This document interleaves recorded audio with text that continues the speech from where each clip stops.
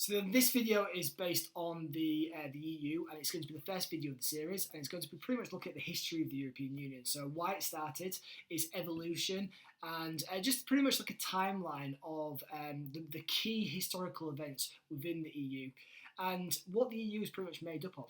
So just to begin with, let's have a look at the members. So this is based on historical order of when they joined. Obviously, I'll come back to the UK in a minute, but we've got all of these countries that are members of the European Union, Croatia being the last to join. And then what we've got is this Brexit animation there, because obviously the UK is no longer a member. So there are 28 flags on this screen, but clearly there's 27 members now. Okay, so the EU is made up of 27 countries. And of those 27 countries, they also make up, or the heads of their government make up the European Council. And they meet for summits 4 times a year to discuss the overall direction of EU policy. So the European Council selects the president of the European Commission. So you've got the Council of Ministers as well. And the Council of Ministers are made up of government ministers from the various member states. So example, our Chancellor of the Exchequer and the Home Secretary. They meet regularly in their policy areas for discussion. Then we've got the European Commission, which was mentioned earlier. And that's again made up of 27 commissioners, 1 for each member state, was 28, now 27, plus thousands of supporting EU civil servants. And it's a key player in proposing EU law and enforcing them and writing the EU budget. The next one is the European Parliament, and this is the only elected EU institution. So that has been a bit of a criticism of the European Union, that it maybe lacks that democracy, and that was an argument against, well, I suppose in favour of Brexit. But the European Parliament, it does show that democracy because it's the only elected EU institution. So the others may not, but this one does. So the number of MEPs each country has reflects its population. So it does not have the powers of a normal national parliament. And the final one that I'm going to delve into is just the European Central Bank. So the European Central Bank is based in Frankfurt. It sets a base rate of interest for 19 countries that are members of the Eurozone. And each country sends 1 or 2 members to sit on the board of the ECB, whose objectives is price stability, defined as inflation of 2% or less. And I will do a video based on the European Central Bank later on.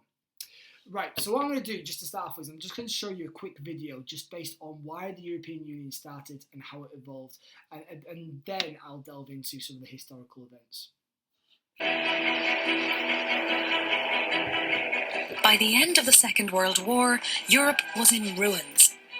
The productive capacity of many of its countries destroyed. From these ruins emerged a new project of collaboration.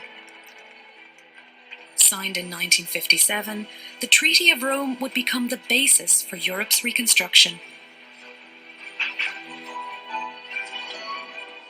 Antonio Tajani, the President of the European Parliament, highlights the treaty's key role in shaping the Europe we know today. Sono i risultati di 60 anni di pace, 60 anni di libertà. I giovani non si ricordano quanto hanno sofferto le famiglie europee a causa delle 2 guerre mondiali. Questo è un risultato straordinario, dobbiamo difenderlo, dobbiamo andare avanti, perché la libertà è una conquista che va difesa giorno per giorno.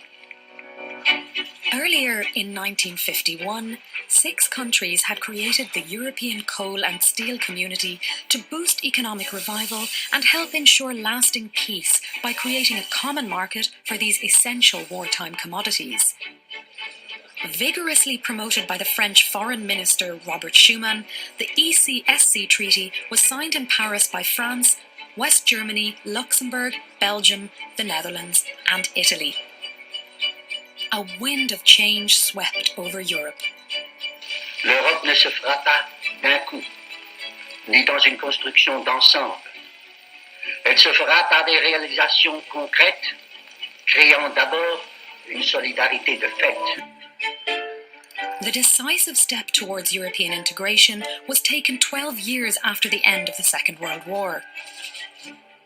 On the 25th of March 1957, representatives of the same 6 countries met in Rome to sign the treaty establishing the European Economic Community, the legal cornerstone of the future European Union.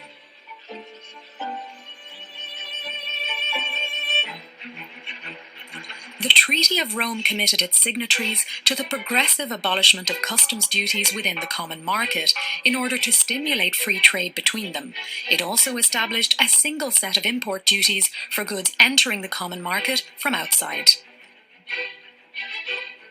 Based on the free movement of goods, people, capital and services, the common market led to a sharp increase in commercial interactions, generating at least 2.75 million new jobs between 1992 and 2006.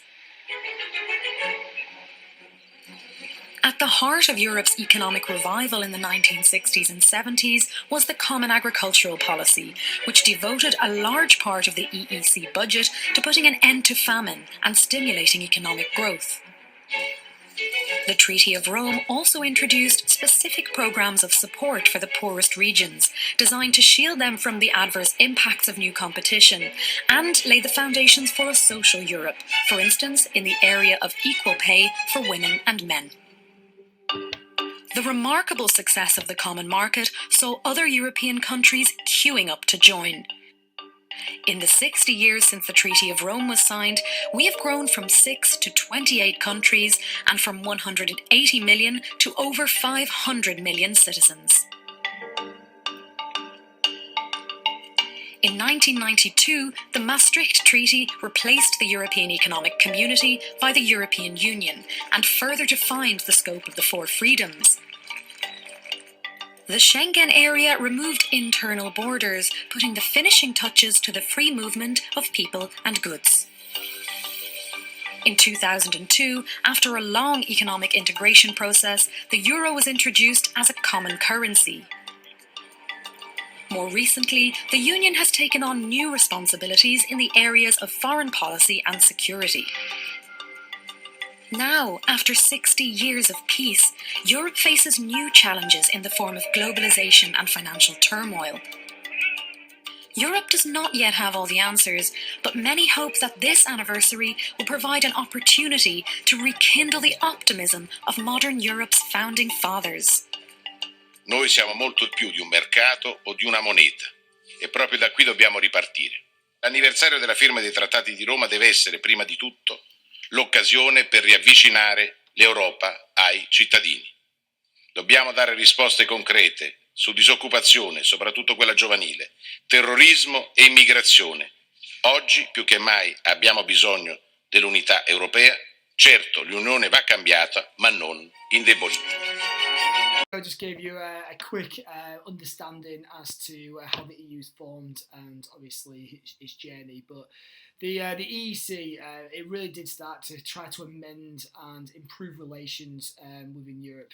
Clearly, two world wars, Europe heavily involved in those wars, and they knew it couldn't continue, and therefore aligning one another with trade and other, obviously, the free movement of goods, of people, of capital, it would help to avoid that because it would help them to work closer together and collaborate. So I'm just going to go through some historical events. So to begin with, obviously, I've just mentioned the EU was set up because of the frequent and bloody wars between the neighbours. So the European coal and steel community began to unite the European countries, especially the six original countries being Belgium, France, Germany, Italy, Luxembourg and the Netherlands. All right, and the Treaty of Rome really helped with the free movement of what I mentioned before, goods, services, capital and people.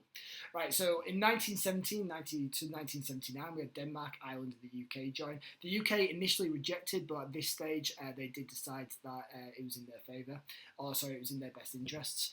And that obviously created 9 member states. So the EU's regional policy starts to transfer huge sums of money to create jobs and infrastructure in poor areas, and the European Parliament increases influence in EU affairs. And in 1979, all citizens can for the first time elect their members directly. Right, in 1980 to 1989, Greece became the 10th, and then that was followed by Spain and Portugal. And in 1986, the Single European Act is signed. So this is a treaty which provides the basis for a vast 6-year programme aimed at sorting out the problems with the free flow of trade across EU borders and thus creating the single market, which I'm going to look at a little bit later in the video. So in 1990 to 1999, this was major for obviously Germany because it was the reunification of Germany with both East and West uniting and therefore obviously East now becoming part of the EU. In 1993, the single market is completed with the 4 freedoms of movement, so in terms of goods, services, people and money, and the Maastricht Treaty under the EU in 1993 and the Treaty of Amsterdam in 1999 is created. In 1995, the EU gains 3 more new members, Austria, Finland and Sweden, and then a small village in Luxembourg gives its name to the Schengen Agreement that gradually allows people to travel without having their passports checked at their borders. Alright, so between 2000 and 2009, the euro is now the new currency for many Europeans, and during the decade, more and more countries start to adopt the euro. Sorry, that's meant to say the political divisions between East and West Europe are finally declared healed when no fewer than 10 new countries joined the EU in 2004, followed by Bulgaria and Romania in 2007. Now, again, I'll do a video based on the EU enlargement because that is a common question that comes up when looking at the EU topic, okay, as to whether the EU enlargement, what impact, was it positive, was it negative on the original or the pre-2004 EU countries. In 2010 to 2019, we had the global economic crisis, okay, so that strikes hard in Europe. And that just relates to obviously the financial crisis. So the EU helps several countries to confront their difficulties and establishes the banking union to ensure safer and more reliable banks. So regulations start to be put in place to try to prevent the financial crisis from ever appearing. Croatia becomes the 28th member, and that was in 2013. And European elections are held in 2014, and more Eurosceptics are elected into the European Parliament. So if you think about, for example, Nigel Farage and so on.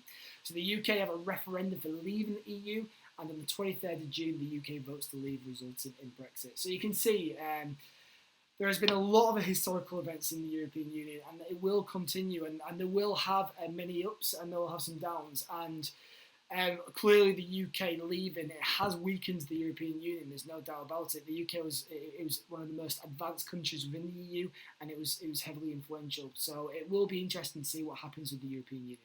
Now, to understand what the European Union actually is, first of all, we need to look at it from the point of view of its characteristics in terms of its free movement. So what exactly is the EU? First of all, it is a free trade area, but it's much more than that. So it's a group of countries between which there is free trade in goods. But what makes it different and what makes it more than just a free trade area is that there is a common external tariff. So therefore, if we look at a customs union, where a customs union does have an external tariff, you could say, well, okay, the EU, it has a customs union then. But again, it's so much more than just a customs union. So yes, it's got a free trade area. Yes, there is a customs union within it, but also it is a single market. And that's what's absolutely crucial. A single market allows not only the free movement of goods and services, but also factors of production, which of course include capital and labour. And that's what makes it so much more advanced than just a free trade area and a customs union.